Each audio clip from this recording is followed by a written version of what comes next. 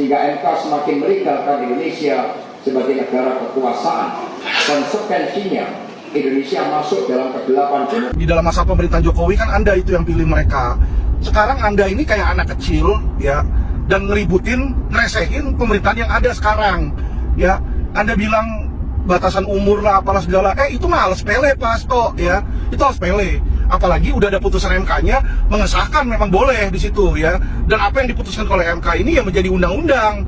Kalau Anda nggak ngerti hukum, Anda belajar hukum dulu Pak Hasto ya. Terlepas dari situ, saya nggak mau masuk ke politik sebenarnya ya. Terlepas dari situ ya, penguasa siapapun juga, hukum itu di Indonesia kan selalu begitu, bisa dibolak-balik diputar-putar ya. Makanya ketika Anda berkuasa, ketika partai Anda berkuasa, lu kemana aja Pade ya? Menko Polhukamnya siapa? Menko Polhukamnya itu calon wakil presiden lu dari PDIP. Itu apa yang dia kerjakan? Kalau memang nggak benar, sebagai Menko Polhukam waktu itu benahi dong MK-nya. Udah kayak begini, lu kayak anak kecil ya, ngambek terus ngeledek-ledekin orang. Udahlah, lu negarawan ya kan, bantu negara ini beresin masalah yang ada. Masalah aja sekarang banyak kok dari ketua KPK, dari ketua KPK-nya ini sekarang terlibat korupsi. Dan mana itu Harun Masiku, Harun ya, yang dari PDIP. Lu bantu dong cari yang kayak begitu ya. Berapa banyak itu ruang negara disikat. PT Timah lu diem aja ya. Negarawan apa itu? PDIP apa itu? PDIP katanya buat rakyat ya kan, katanya buat rakyat. Saya pertanyakan, selama ini petinggi-petinggi PDIP sejak kalah Pilpres nggak ada tuh ngomong buat rakyat. Yang ada adalah mementingkan ego kalian ya. Kalian merasa tidak puas dengan kekalahan tersebut, dan yang ada apa? Ya ego kalian yang kalian pentingkan untuk supaya bisa menang. Bilang ono lah, inilah, itulah. Aduh Pak, masyarakat udah pintar ya. Semakin kalian seperti itu, maka semakin nantinya orang-orang itu sangat tidak simpati kepada PDIP ya.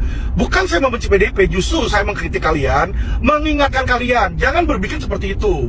Karena dengan kalian lakukan seperti itu, membuat masyarakat tidak simpati kepada kalian ya. Karena bukan hanya hal-hal negatif yang dibilang ono curang ini curang. Pak, waktu Jokowi naik pun di 2019 dan 2014 di situ ya. Kalau ditanya sama masyarakat, ada nggak kecurangan? Ya ada. Ya, curang itu udah dari kapan-kapan. Dan yang ngomong bukan cuma saya. Ya, Anies ngomong curang, katanya pemilu, ya kan. Ganjar juga ngomong curang, ada kecurangan ya. Bahkan Prabowo juga ngomong ada kecurangan. Itu sudah menjadi rahasia umum dari kapan-kapan juga udah pada curang.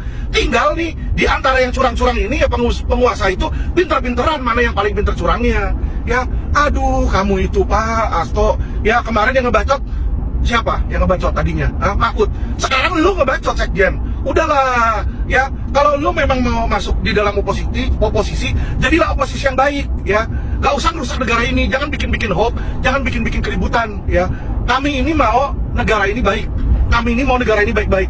Ya nggak bener, lu ngurusin di situ, bukan lu ngebacot kepada penguasa. Karena apa? Karena lu nggak bisa jadi penguasa. Ya, ada waktunya bos, lu udah 10 tahun di situ. Dan apa akhirnya? Akhirnya jadinya berantakan in Indonesia ketika zaman pemerintahan PDIP. Ketika PDIP menjadi ketua DPR, lihat mana ada. Ya, lu bilang kayak begitu umur lah ono. Lu lihat tuh, ketua PDIP tuh, ketua, ya. Kalian tahu kan ketua DPR siapa? Puan, anaknya siapa? Anak ketum lu PDIP, ya. Lu lihat itu videonya, orang mau interupsi aja dicuekin. Ya, dicuekin. Ngerti nggak? Jadi ketika lu orang memegang kekuasaan, masyarakat itu lu nggak mau denger bos, dan lu masih mau jadi penguasa. Oh, dream on beb, ya, dream on, wake up, ya PDIP wake up.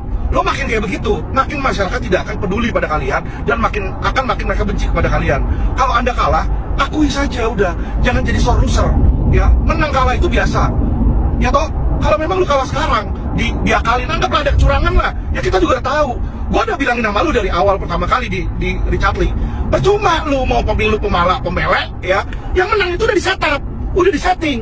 Lu kagak mau denger, lu selalu bilang Alvin gila, Alvin hoak. Sekarang kenyataan aja lu ngoceh. Ketika udah kenyataan ngoceh ya. Nggak bisa terima kekalahan. Yang apa? Dijelek-jelekin pemenang. Saya bukannya membela Gibran di sini ya. Saya nggak bela Gibran. Gua nggak kenal sama Gibran. Gua nggak pernah ketemu sama Gibran. Dan gua nggak mau masuk politik. Tetapi ngomongan lu itu kayak begitu, ya kan? Nggak bawa kesejukan bagi masyarakat. Gua ngelihat dan dengernya aja udah enek bos. Ya pengen muntah. Gua denger lu ngomong tuh pengen muntah. Ya udahlah stop lah. Lu stop menjilat lah kepada si Puan dan kepada PDIP Megawati di situ ya. Kalau nggak jadi pemenang ya udah, ya jadilah masyarakat yang baik. Masih ada 5 tahun ke depan. Nanti lu berkompetisi lagi bos ya. Kali ini lu pinter-pinteran, lu curangin, lu yang curang di situ. Selama curang lu nggak ketahuan, juga nggak kenapa-napa, iya toh. Inilah negara hukum ya. Hukum Indonesia kayak begitu. Teori sama prakteknya beda ya. Teorinya undang-undang. Orang udah tahu prakteknya duit bos. Jadi kalau lu bilang curang, orang dari awal udah tahu politik itu money politik. Ya, udahlah stop bullshit lah ya. Capek dengernya ya, hasto kayak begituan. Yang ada orang makin kesel sama lu, mereka akan makin tidak simpati ya. Dan saya akan tantang kamu. Semakin nanti Anda ngebacot, gue yang akan ngelawan lu di situ. Ya, saya nggak mau ada antek-antek, ada oknum-oknum yang apa? Yang tidak membawa kesejukan bagi Indonesia. Sekarang ini yang menang udah jelas 02. Lu mau percuma, saya kasih tahu, lu mau gugat 1000 kali juga percuma. Nggak akan lu menang. Lu percaya nih kata-kata gua, nggak akan lu menang. Jadi gimana caranya lu kalau mau jadi penguasa? Lu kumpulin duit, lu kumpulin power, manpower, nanti lu usaha lagi 5 tahun dari sekarang. Ya, biar kalau pakai otak dikit bos, pakai otak. Ya, pakai otak, jangan pakai bacot. Pakai bacot lu nggak akan jadi penguasa. Pakai otak lu bisa pakai jadi penguasa, oke? Terima kasih ya, salam cerdas hukum.